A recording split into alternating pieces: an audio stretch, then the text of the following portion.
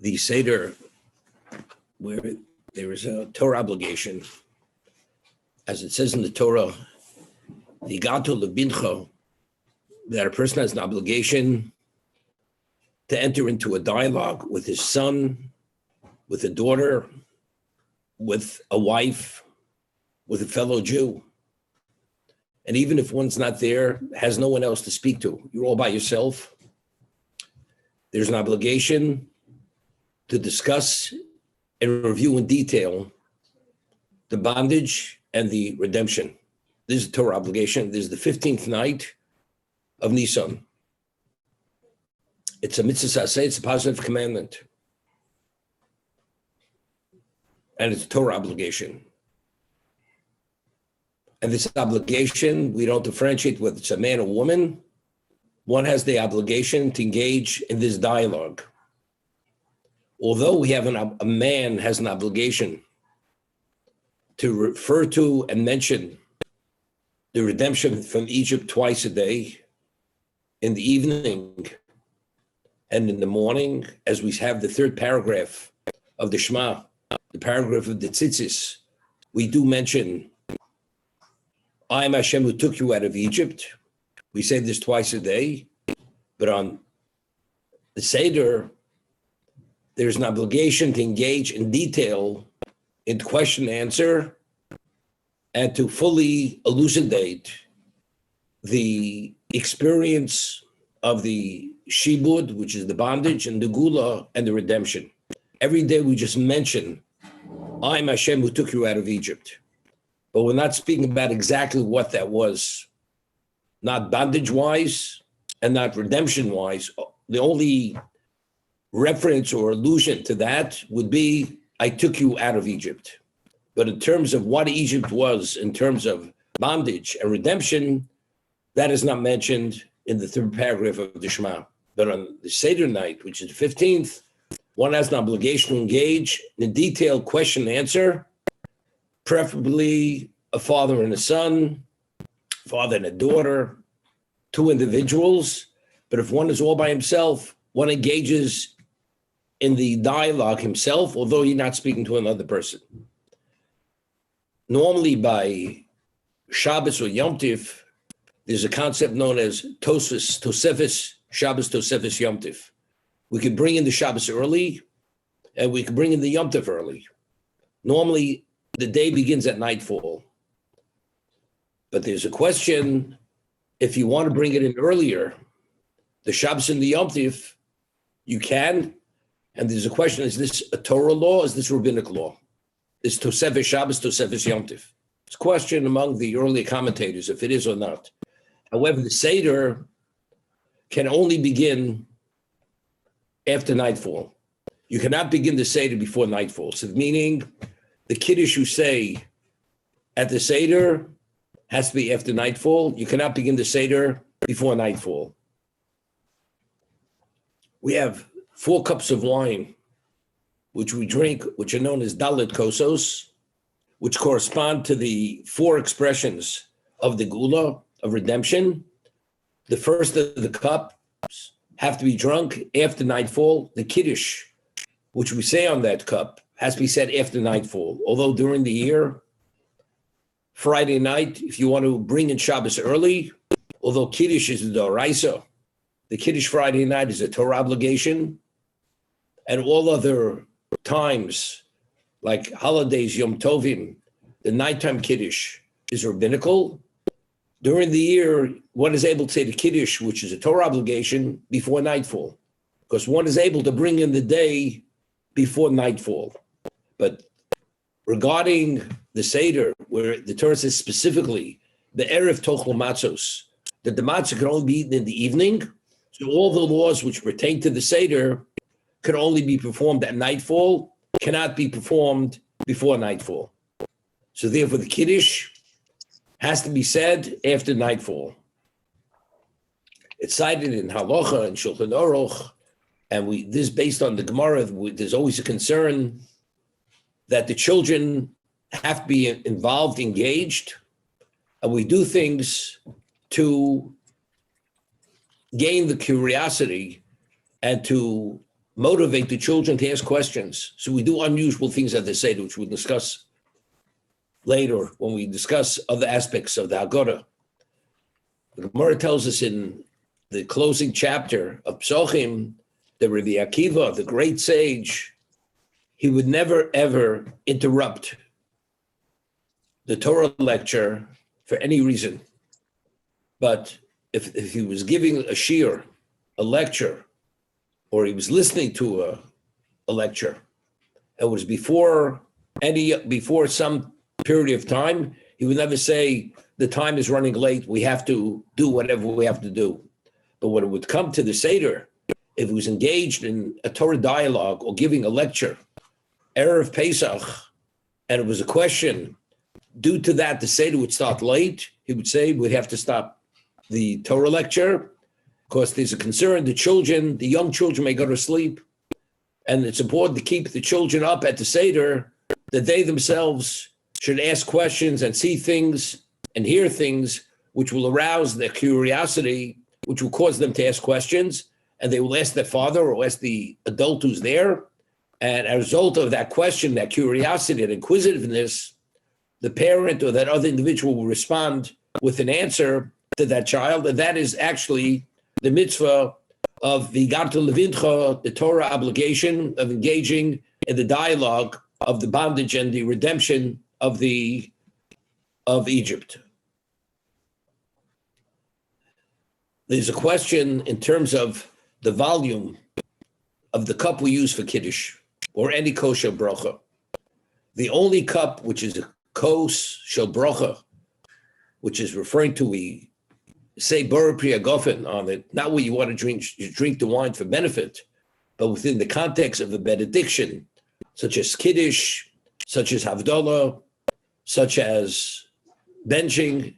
If you say Birchas Hamazon Kos, at a wedding under the chuppah, we have 2 cups of wine, or it's Sheva Brachos at the end of during the 7 days of celebration, you have the 2 cups of wine. What is the volume of those cups? It's questionable what the volume is. Every cup other than the cup, Kiddush cup Friday night, are rabbinical, because the obligation to whatever we pronounce over that cup is purely rabbinical. So when we know halachically, if there's a question regarding a rabbinical law, we always say Sofi Drabana Lakula. We always deal with it more leniently. So if there's a question, larger volume, smaller volume, it's not necessary to take the larger volume. You're able to use the smaller volume. So therefore, if the question, according to Moshe Feinstein, Zechat Tzaddik Levrocha, for Kiddush, you have to have a revius. For every kos bracha, one has to have a revius. A revius is considered what we call a quarter of a pint. But it doesn't necessarily mean that. It's called a log, revius halog, which is mentioned in the Torah.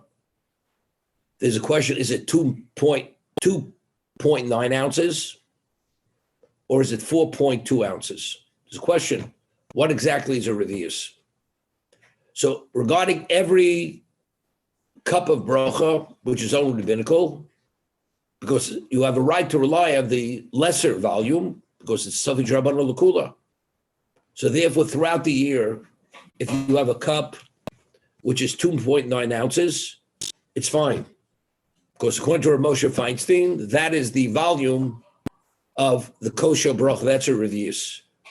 So on Yom Tiv, night, day, Havdalah, Birchas Hamazon, any one of those cups, it's sufficient to drink 2.9 ounces. The cup must contain that amount. We'll discuss in a moment how much do you have to drink of that cup. How much of the cup has to be drunk. But Kiddush Friday night, which is a doraisa, so now we're dealing with, do you have sufficient volume, wine in that cup, to fulfill your obligation of Kiddush doraisa, Kiddush on a Torah level? So Friday night, we use a larger cup, because we're entering into a question, does one fulfill his Torah obligation or not? So therefore, this year, throughout most years, Pesach is not Friday night. The Seder is not Friday night. Kiddush is one of the 4 cups. is one of the Dalit Kosos. So if that is the case, this year, you have to make sure that the Kiddush cup is a larger cup.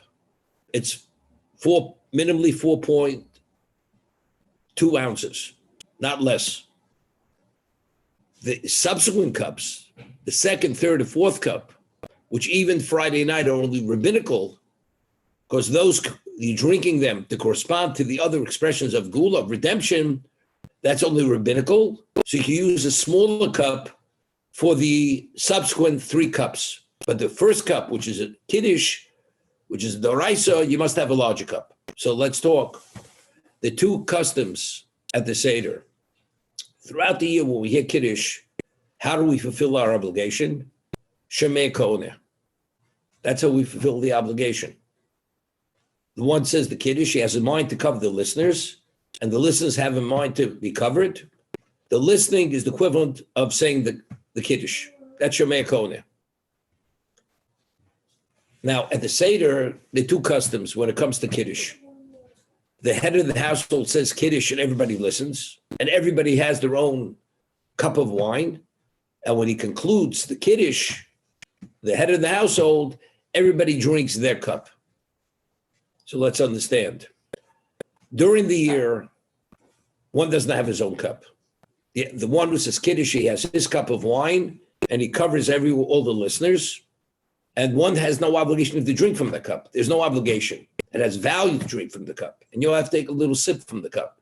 One doesn't have to drink the majority of that cup. One doesn't have to drink the majority of the revius. Just listening. On Pesach, there's an obligation that every person has to have his own cup of wine. So every adult who's at the Seder has to have his own cup of wine. And as we said, the cup has to be a revius. So according to Moshe Feinstein, it's 2.9 ounces. If the one who says the Kiddush, who's covering you, the Kiddush, which is the Oraisa Friday night, his cup has to be 4.2 ounces. The listeners, since they're being Yotzei on his cup, Shomei Koneh, their cups could be 2.9 ounces.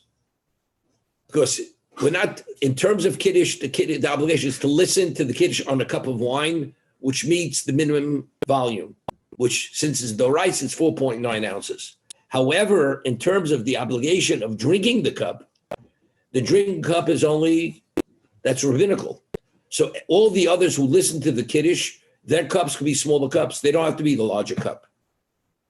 So it would not be any different than throughout the years, you have a smaller cup. It's 2.9 ounces. Doesn't have to be the 4.2. Just the head of the household who covers with his Kiddush, his cup has to be the larger cup. However, at other Sedorim, people, the way they do it is everybody says their own Kiddush. Maybe the head of the household says it louder, and the others say it a little bit lower, quieter, a lower tone. So there, if you're saying your own Kiddush, then we're dealing with that you fulfill your obligation of Kiddush due to the fact you're saying it on your own cup. So now we're entering into this question. The cup that you're saying the Kiddush on, does it have sufficient volume? Does not have sufficient volume. As a result of that, we say Sovet Derais L'Chumra. Whenever you're in doubt regarding a Torah law, you have to deal with it more stringently. So therefore, you'd have to have the larger cup, the 4.9 ounce cup. So if one doesn't want to buy special large cups, if you have special silver cups for the Seder, and they're not 4.2 ounces or larger, so the easy way to do it, even though throughout the years, people say Kiddush on their own cups, which is not a problem, even using the smaller volume cup. But this year, Friday night, which is Doraisa, the first cup, which is the Kiddush, the head of the household, or one person should say Kiddush on his cup, which is the larger cup. So Kiddush, he's covering everyone with Shomei Koneh, as we do throughout the year. And however, drinking the cup, which is only rabbinical, that cup is what could be the lesser cup, because the obligation to drink the cup is only rabbinical. So for rabbinical obligation, we have a right to deal with it more leniently. We say Safek Drabona Lakula. That's number one. Now, people, they set the Seder table in the most formal, most elegant way. And people, they have their, large goblets, and they don't have small silver cups or small glasses. They have a large wine goblet. Now, there's an argument in Shulchan Aruch throughout the year, we said you have to say Kiddush on a cup, which is a revius. That no more than that. How much of that cup do you have to drink? Let's say the cup has 16 ounces in it, and you say Kiddush on that cup, on that glass, 16-ounce goblet. You only have to drink rov revius. So according to Ramosha Feinstein, according to anyone, rov revius is, if a revius is 2.9 ounces, or if it's 4.2 ounces, Kiddush at night, you have to drink a little more than 50%. It's called rov kos. The majority, or actually rov revius, you have to drink the majority of a revius. So if the cup is 2.9 ounces, you have to drink 1.5 ounces. You don't have to drink more than that. Because you've drunk the majority of the cup. And that's throughout the year. You do not have to drink more than that. Now there's a question at the Seder, what is the obligation? Optimally, one should drink the full revius. Because we have a principle, drinking is a revius. The law is a Nazirite is not permitted to drink wine. If a person says he goes into a state of Nazirite, which is already Nazir, he's not permitted to drink wine. If he drinks a revius wine, this volume of wine, and he's forewarned, he gets lashes because he's violating the negative commandment of a Nazir. A Nazirite is not permitted to drink wine. If he drinks less than a revius, although he violated a Torah law, but he's not subject to malchus, to lashes, because he did not violate the negative commandment. It's called chatzi shir. He did not violate it fully, drinking the full volume. So, however, regarding Kiddush, one has to say the Kiddush on a cup, which is a revius, but in terms of drinking, one only has an obligation to drink the majority of revius, not more than that. The cup of the Dalit Kosas, of the 4 cups at the Seder, if you drink rov revius yotze, l'chatchila you should drink a revius. It's preferable, optimum you should drink a revius. Now, that's one opinion in the Mechaber, in the Shulchan Aruch at the Seder. However, there's an opinion in the Seder that although if you use a cup which is only revius, let's say it's 2.9 ounces, optimally you should drink the full 2.9 ounces. If you drink the majority of that, it's also okay. However, at the Seder, there's an opinion with Shulchan Aruch rules that the Dal Dakos is different than drinking the cup throughout the cup of Kiddush, the cup of Birchas Hamazon. You have to drink the majority, whatever the volume of that cup is, you have to drink the majority of that cup. So if you have a 16-ounce goblet, you have to drink more than 8 ounces of that wine to have rov kos. Because the law of Dal Dakos, you have to drink the majority of the cup. So if you drink less than that, one does not fulfill his obligation of Dal Dakos. So if you set the table with these large crystal goblets and use those goblets for Kiddush or any of the Dal Kosos, according to one opinion, unless you drink more than 8 ounces, one does not fulfill his obligation of drinking the 4 cups of wine. Of course, rov revius is not sufficient, because regarding Dal Kos, it's a halacha, is you have to drink the majority of the cup, whatever volume, whatever amount of wine that cup, that glass contains, or a goblet, you have to drink the majority. So as a result of that, it's best not to get involved in this kind of question, that the cup we use for the Dal Kos is a smaller cup, preferably the smallest volume to be able to fulfill your obligation on a minimal level. So this year, as I said, Kiddush should be 4.9. The other cups could be 2.9.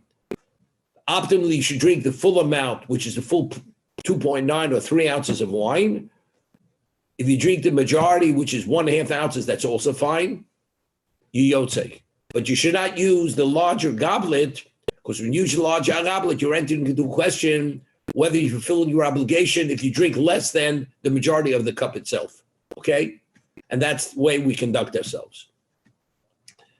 The cups we use, the material these cups are made of, is there any preference? Whether it's made of glass, it's made of silver, a person has a gold goblet, should use a golden goblet. The Shulchan Aruch rules, it's Ramo rules, that since as we know, when we drink the wine, when we eat the matzah, we eat it and we drink in a reclining position. And that's one of the 4 questions which we ask in the Manishtana. All year we eat ben yoshim ben mesubin, whether we're sitting erectly or reclining at the Seder, kolona mesubin. We eat in a reclining position. What is the whole concept of that posture of reclining? Because since at the Seder, we're speaking about the bondage and the redemption, we became free men. In the ancient days, a free person, a free man, he would actually eat on these reclining beds, and that was an indication of being a free man. So therefore, since we went from Abdus to Cherus, from bondage to redemption, therefore, we actually drink the cups in a reclining position, we eat the matzah in a reclining position. The woman has no obligation at the Seder to eat the matzah in a reclining position or drink the wine in a reclining position. If she chooses to, she can. It's not a problem. But if she does not, it's fine. However, a male, if he drinks the wine not in a reclining position or eats the matzah not in a reclining position, the wine has to be drunk again and the matzah has to be eaten again. Because unless you eat the matzah and drink the wine with haseba, it's not considered a valid drinking, it's not considered a valid eating, and it has to be repeated, the eating the matzah and the drinking of the wine. Because that's the halacha in mesubin. You must recline. What's the reason why women are not obligated to recline and men do recline? In the ancient days, people would eat normally in a reclining position. And it was an indication of a free man if he would eat in a reclining position. A person who was slave did not eat in a reclining position. Today, in our societies, we eat erectly at a table. We don't sit on these reclining beds and we eat reclining. That's not the way we do it. So what do? We do it because it's a zecher. It's to commemorate what they did at one time, because that's the way free men used to act. And therefore, and there's a position of the Rishonim, it's known as the Rav Yoh, who says that today even men don't have to recline. So since the law of reclining is rabbinical, however, in this situation, it's a minority opinion. So men are machmir, and we recline, although we normally don't eat in a reclined position. We eat upright at a table. Women rely on this leniency, they don't recline. If they choose to recline, it's fine, they can. But a male is machmir, we're more stringent, and therefore if you drink the cups of wine, not in a reclining position, if you eat the matzah, not in a reclining position, the matzah has to be eaten again, and the wine has to be drunk again. Now, we discussed the whole idea of demonstrating and behaving like freemen. The halacha is in the time of the Beis Hamikdash, and the first Korban Pesach that was eaten was before we left Egypt. Before we left Egypt, as the Torah tells us, that the Jews were sequestered in their homes during the 10th plague, the 15th night of Nisan, and the families who originally had arranged to eat together, whoever was pre-designated to partake of that Korban Pesach, the Paschal Lamb, ate the Paschal Lamb. The Torah says, "Etzem lo sishbru." You're not permitted to break the bone, to take the marrow out of the bone. Although marrow is considered meat, and the obligation is to eat the meat of the Korban Pesach, and you're not supposed to leave it over until morning, because any consecrated korban has to be fully consumed or sacrificed by morning. However, the marrow in the bone, the Torah says, "Etzem lo sishbru." You're not permitted to break the bone to extract the marrow, although marrow is considered meat. So the chinuch, there's a famous chinuch we always mention, that the question is why not? The chinuch always gives the philosophical background on every mitzvah. So he explains the chinuch that the reason why we don't break the bones of the Korban Pesach to extract the marrow is because what we do at the Seder is demonstrating cherus. We're free men. Who breaks bones to suck out the marrow? It's the baby of a dog. A dog gnaws on bones. A free man does not break bones and to suck out the marrow, to gnaw on the bone. And since we're behaving as free men, not as slaves, therefore it's inappropriate to break the bone to extract the marrow. This is the chinuch. So the chinuch says, does it really make a difference? Person enjoys breaking the bone, gnawing the bone to suck the marrow out of the bone. He says, that question which you're asking is only as a result of not understanding, not having experience of life. And there's a famous statement from the chinuch that the chinuch says, Odom nifal lefi pulosov. A man is a product of his behavior.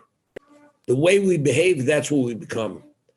And since breaking the bones is the behavior of not a free man, but rather a poor man or a dog, a needy person, so acting in that context of neediness of a dog, ultimately that will have a level of effect on you, on your behavior.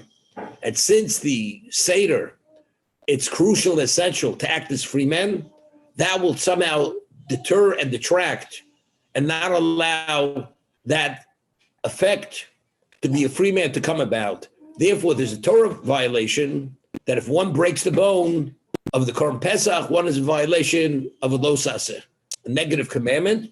And if one does, and he's forewarned, he'll get malchus as violating any negative commandment. That's the halacha. But again, now the question is, what do you mean odem nifal kfi pulosov? The way you act, ultimately, you will be impacted and affected by your behavior, not even realizing it. You know, the Rambam in the laws of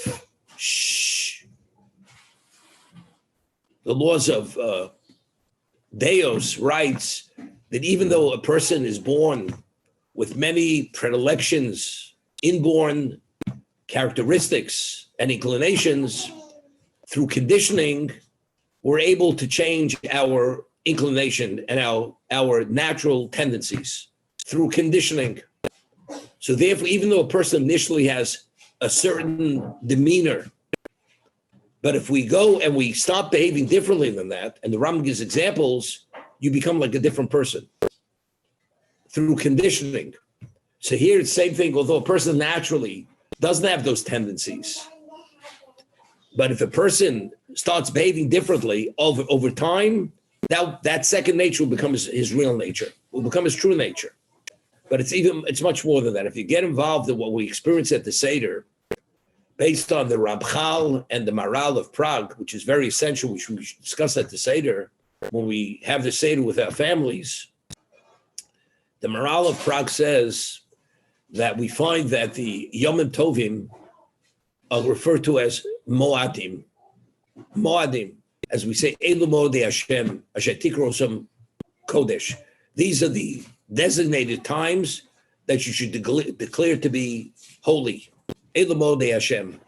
So Maral of Prague asks, why are the festivals that are referred to as Regalim, but they're all also referred to as Moadim. Moadim, as we know that the section of Shas, which discusses the laws which pertain to Shabbos and Yom Tiv, it was called Moed. Moed means time. But he says, we find that in regard to the Mishkan, we know that where was the Shekhinah? The Shekhinah was in the Holy of Holies. And Hashem says to Moshe, I will meet you from between the cherubs, meaning the Shekhinah descends from Shamayim, from heaven, and it speaks to Moshe from between the cherubs. So Venarti means I will meet you. Our meeting location is from between the cherubs. Moed, the Maral of Prague says, is a time of year where we have an intimacy with Hashem. We meet Hashem at that certain level. What does that mean? So the Maral and the Ramchal both say this particular concept, which nobody disagrees, that holidays, what we call festivals, are not only commemorative. We're not commemorating the past, but rather it's reliving, it's a reenactment of the past.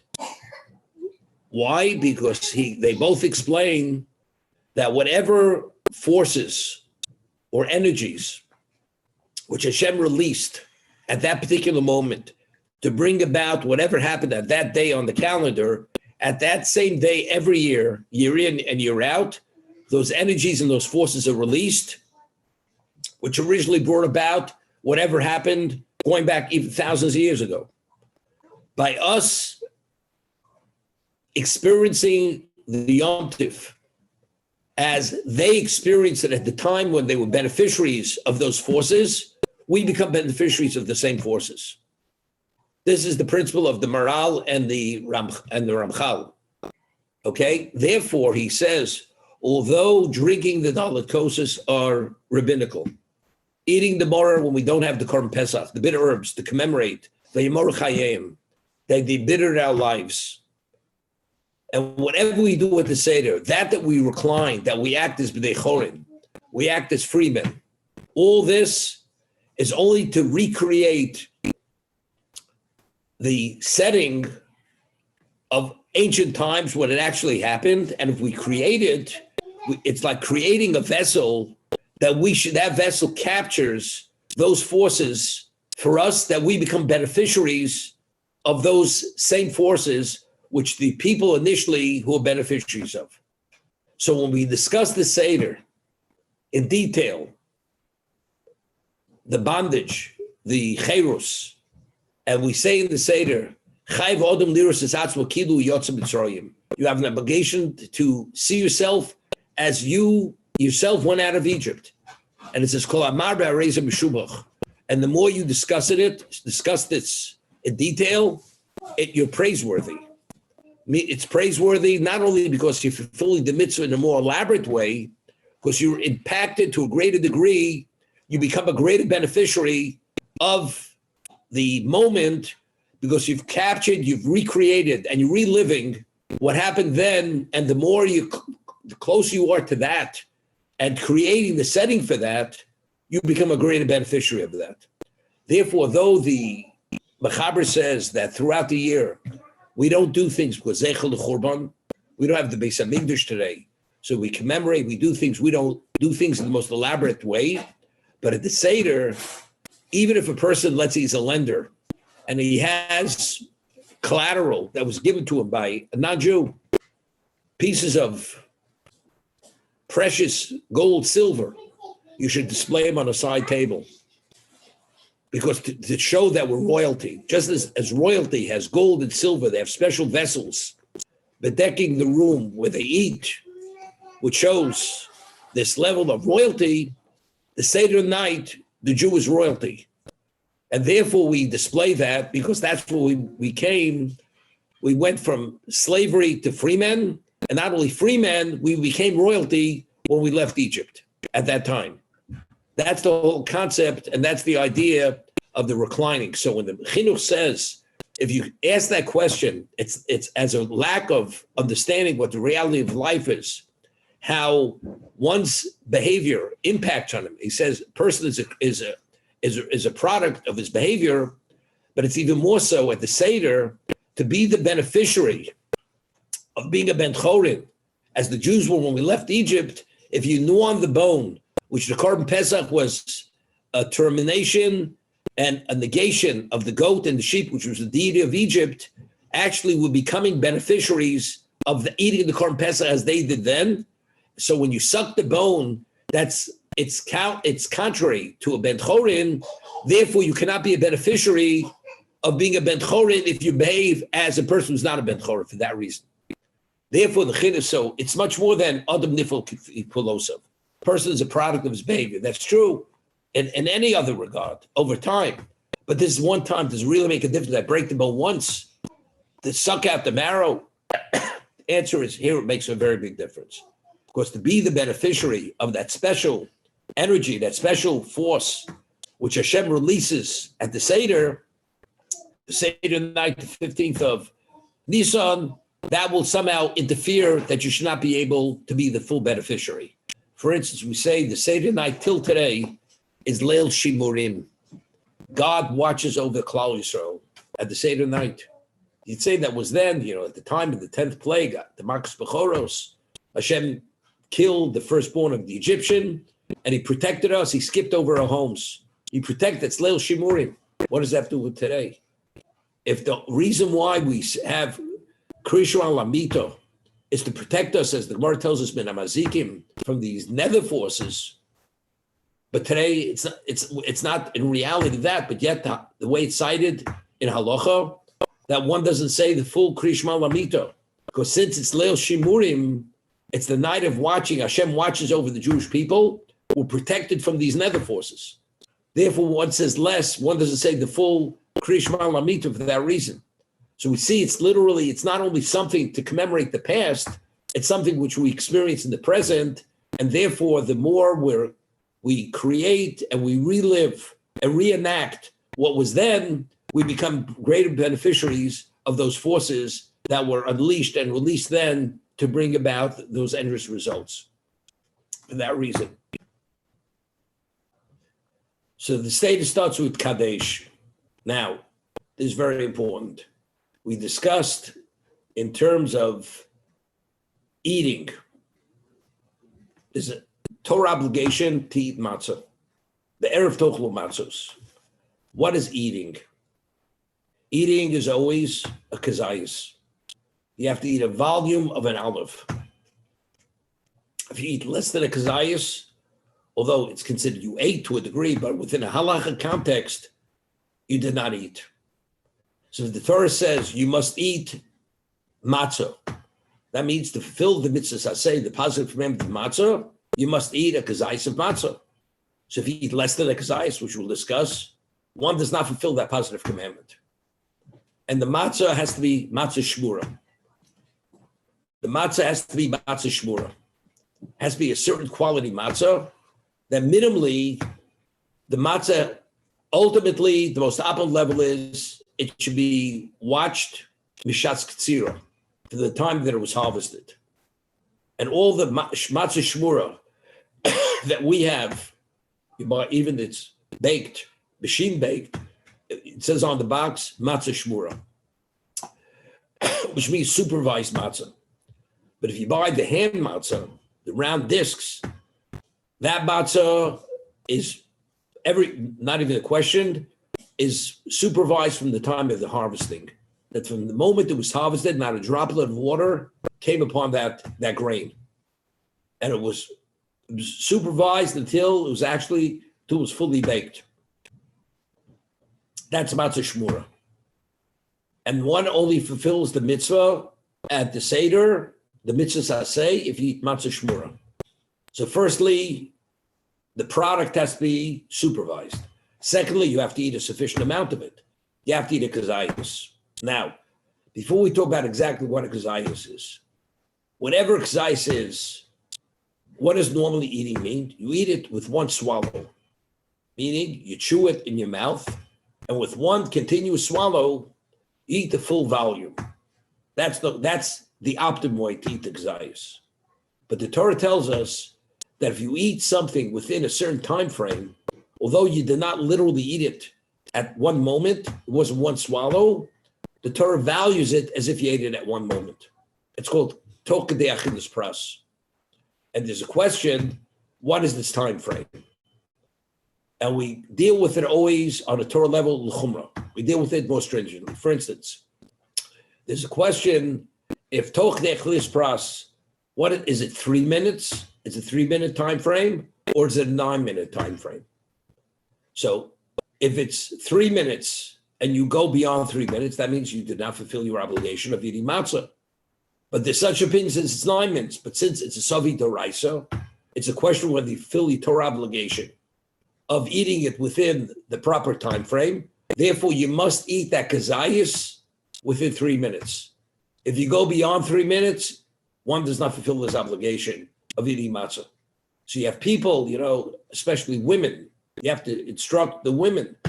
They'll start nibbling at the matzah, and by the time they finish, even if they have the full volume, the husband usually distributes the matzah to make sure the wife has sufficient, or his daughters have sufficient amount of matzah.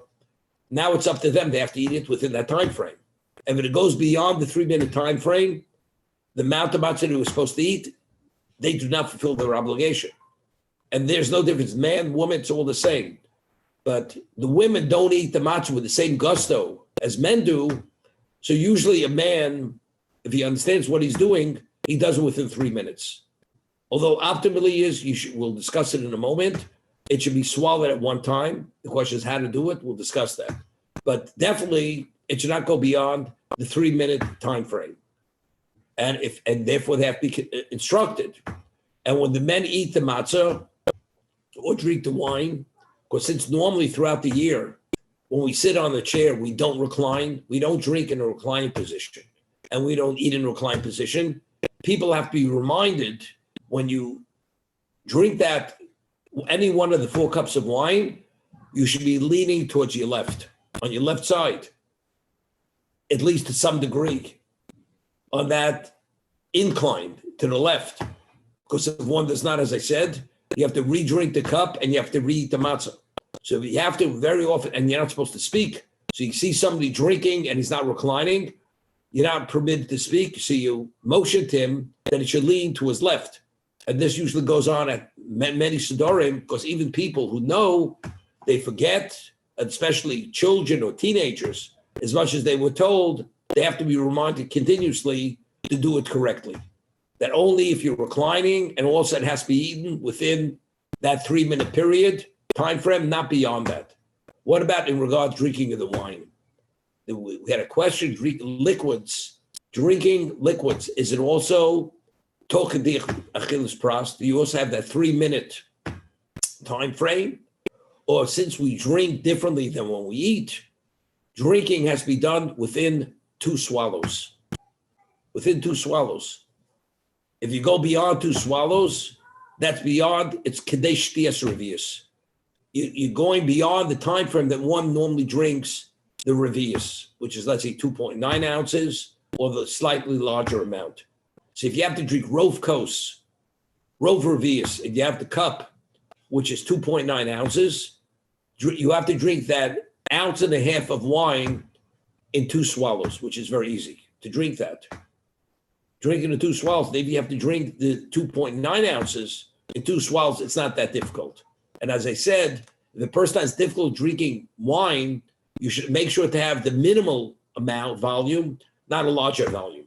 So as a result of that, you have to drink less wine rather than more wine. And as we mentioned, there's an opinion that says that if you have a larger goblet, you have to drink the majority of the goblet, not the majority of a revius.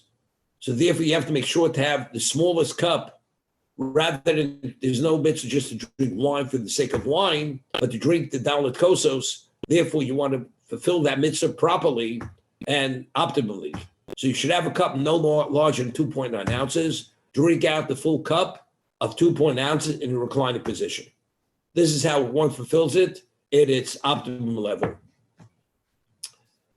We spoke about the material the cup is made of. If you want to use a paper cup, I'm not speaking of plastic. You have 2 types of cups. Sometimes you have a hard plastic cup, and you have one of these softer plastic. You realize it's a kosher brocha. B'di'evet, what I mean really b'di'evet, to use a cup which is a soft plastic cup, which is disposable, it's not appropriate. We're talking about you set your table to acting like in the context of royalty. Preferably, it should be a glass, not something that's disposable. That's preferable. And it's cited based on Kabbalah. You should use a silver goblet. It should be made of silver, not even of glass. Why silver? Because we know that Midas HaRachmin is always white. White always indicates forgiveness, atonement. Red is always liability.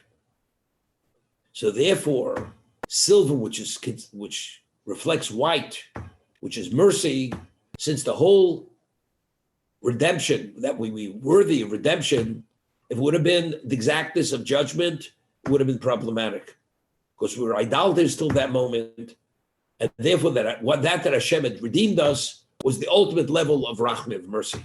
Therefore, the cups of wine, the cups we use for the dal kosos, which correspond to the dal shoni gula, should be preferably made of silver, not of glass. But glass is fine. But let's say a person is a wealthy person, he's able to afford a gold goblet. Gold should not be used because gold reflects red. Gold is reddish. Red is midas hadin. Everybody agrees, and definitely you should not use a gold goblet. Today, you have Kiddush cups. You can buy them in the sold. They're made of plastic, hard plastic, and if you don't use it visually, it looks like a silver cup. That would be fine.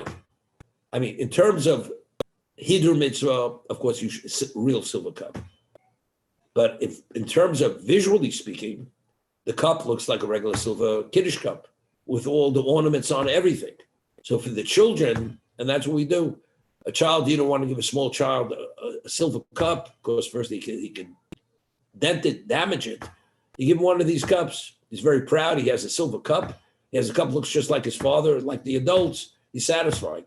But having that cup, even an adult, if you're not able to get a silver cup, using that would be sufficient because it reflects the silver. Although if it be disposable versus glass, I would say use the glass because glass is not disposable and these plastic silver goblet is disposable. It doesn't have that same status, that same value in terms of doing the mitzvah correctly and appropriately.